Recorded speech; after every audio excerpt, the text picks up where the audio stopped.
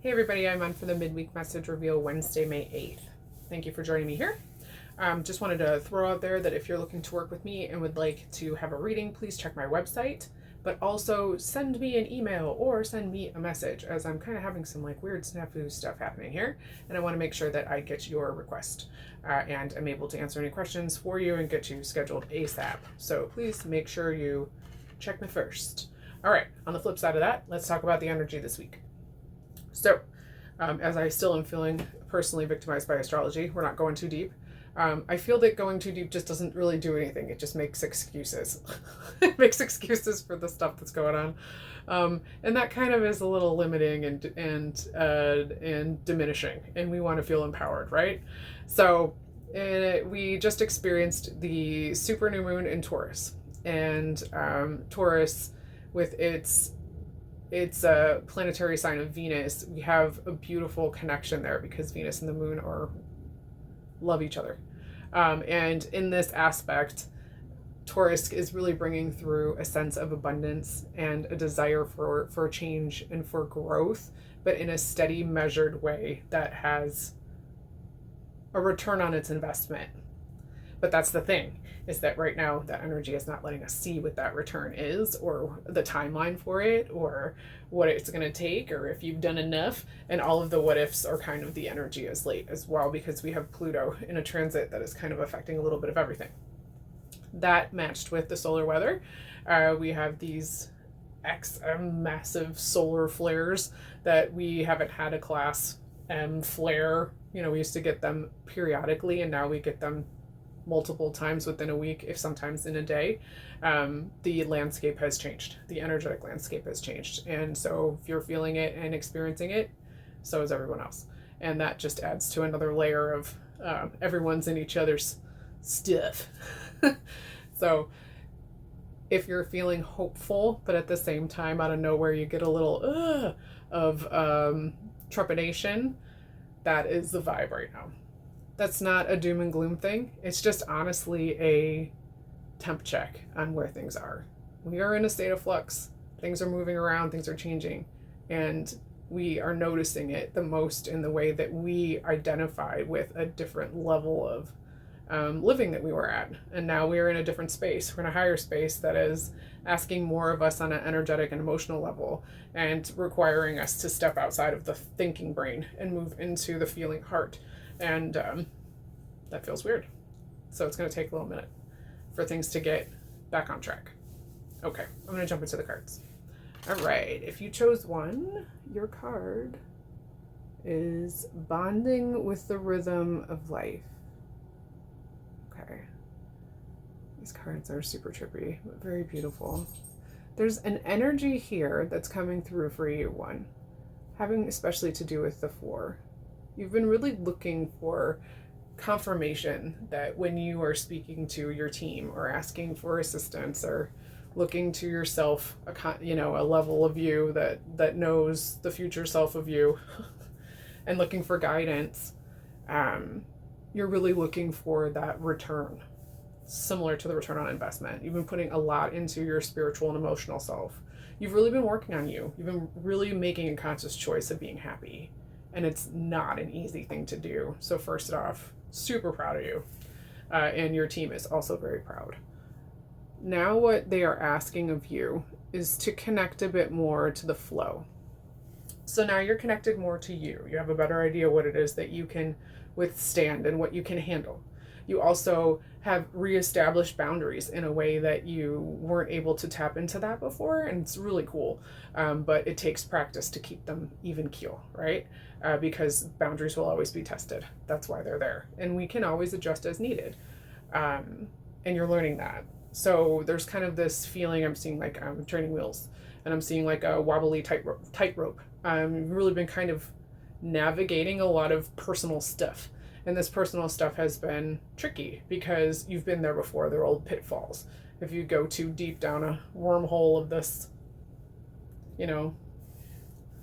trauma number 1, you end up in a place that doesn't serve you or puts you in a position that triggers your trigger even more.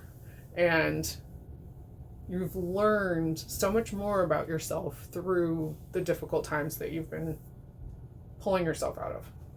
And it's noted. But now what's being asked is that you follow the flow.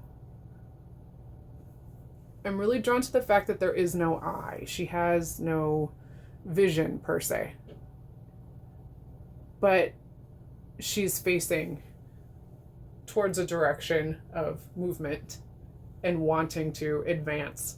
That energy feels very strong to me, especially with the pink that's coming up from the throat and the chest. Okay, so this energy is very kinetic and it's wanting to move, and you just have to kind of go with it. So if you're looking for assistance in a way to trust the flow and know when you're in flow, look for those little breadcrumbs. Ask for your repeating numbers. Ask for specific music that, you can pick out from a loud environment if you could hear a tune. A color, a scent. Try and work a little bit with your intuition a bit more, because that's where the messages already are. You're just starting to realize that they've always been there. And that's the cool thing. So let yourself enjoy this and play a little bit. But good job on all the work that you've done for you. And it's paying off. You'll see this more in the future. All right, 2. If you chose 2, your card is Confronting Inner Demons. I was reading a completely different word there. It looked like conditioning, which I find that to be an interesting slip. Conditioning inner demons. Confronting. Well, I think by... I find it interesting. So what are we conditioning here? Okay. It's to teach. So what are we teaching? What are we teaching our inner demons? And I think that is the biggest slip there. 18 is a 9. Okay. 9s mean that you need to complete something before you can start something else. It has to do with an ending. And an ending that typically is kind of tying up some sort of karmic what's it, right? Whether it's a lesson that needed to be learned, maybe in exchange with someone else, a way to kind of forgive and repair, whatever. There's all kinds of reasons for why we get involved with people or in situations. But what seems to be happening here is that you're looking to level up with yourself in a different way. And it's through that confronting and acknowledging the inner demons of yourself, the shadow aspects of you, the parts of you that are not pleasant, or the ones that are difficult for you to withstand within yourself. Maybe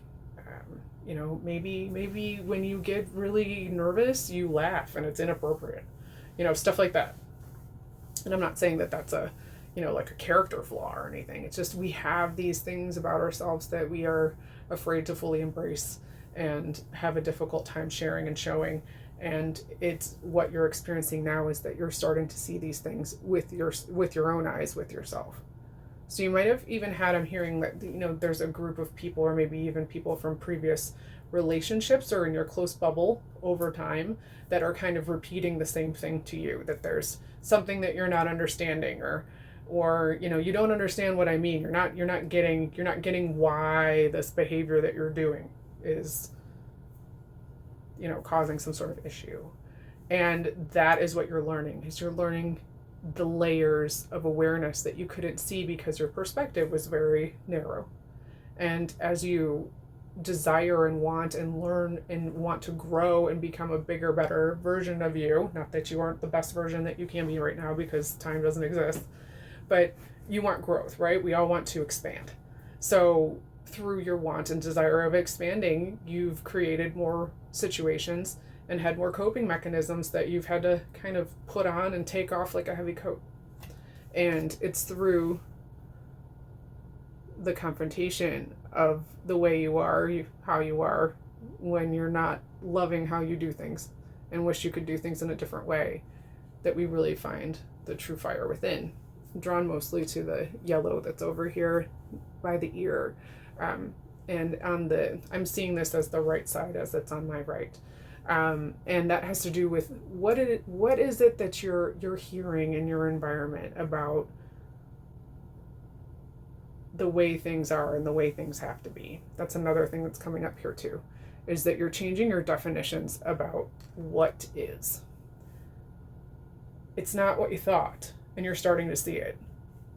A lot of people who seem to have their shit together and were an authority figure really didn't know what they were doing, and they somehow made it okay. And so the rules for you are kind of shifting, and you're starting to kind of expand. I'm seeing a Truman Show, like when the boat goes through the wall and he realizes that he's in an enclosed space and that wasn't the sea. That is kind of what's descending upon you now too. Through this next couple weeks, you'll start to see a different version of you stepping forward more often in a more comfortable way to where you can kind of just own it. So I'm excited to see that with you. All right, 3. If you chose 3, your card is, this one's super duper. Invoking gods, guides, and guardians.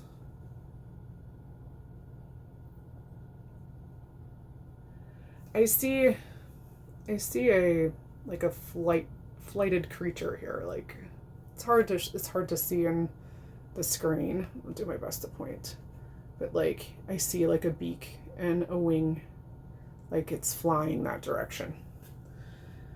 Birds in flight, and especially the vibe of this bird is very blue. I said burb. The burbs. The vibe of this bird is very blue. There is a connection to claiming your individuality that's really coming through here. The authenticity journey is big with you, 3.